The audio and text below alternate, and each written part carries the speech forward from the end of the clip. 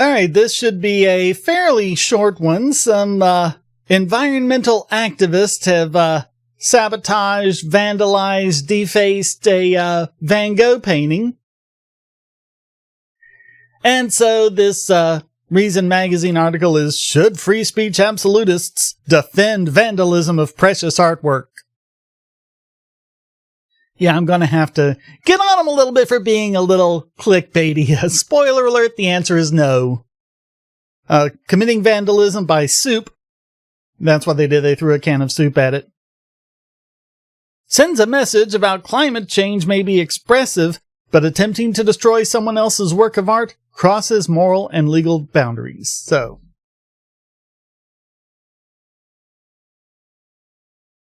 a couple of climate activists caused global outrage by throwing soup at Vincent van Gogh's painting Sunflowers. No, not sunflowers! That one's for Amy!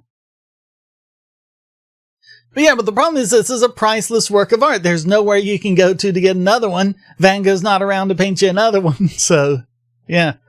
So, is this free speech? Well, no it isn't.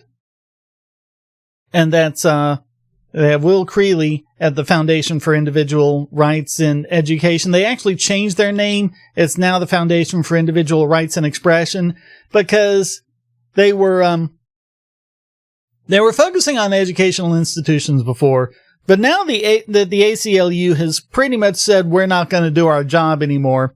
FIRE has kind of stepped in and said, okay, we're gonna do free speech across the board, since the ACLU isn't. You know, the ACLU that used to, defend the KKK and neo-Nazis and Westboro Baptist Church and, people like that, just because that was how you defended everyone else's right to free speech. They've totally gone against that. But anyway, Creeley says, lots of conduct sends a message, but is nevertheless both immoral and illegal, like killing a political opponent, hijacking a plane, or torching a place of worship. Yeah, I mean, the 9/11 attacks were done to send a message, right? Yeah, but that wasn't protected by free speech. Likewise, committing vandalism by soup to send a message about climate change may be expressive, but attempting to destroy someone else's work of art crosses moral and legal boundaries. And this group is Just Stop Oil, a UK-based group that has been partial to such destructive tactics in the past. And it kind of raises the question, what does soup and Van Gogh have to do with oil and the climate?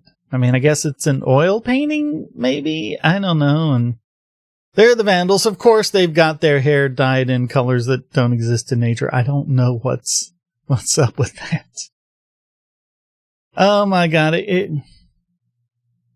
it used to be that meant that they were part of the punks. They were kind of the cool set, and now this is what they are. Yeah. The whole dyeing your hair like that thing, it's over. It's over. It went out with piercings. That sort of stuff was supposed to upset the squares, and now the squares are doing it, so. So, yeah, it says the protest was probably ineffective on its own terms, too. Throwing a can of tomato soup at a precious work of art has little to do with fighting fossil fuels, so. According to The Guardian, the activists were arrested and charged with criminal damage and aggravated trespass.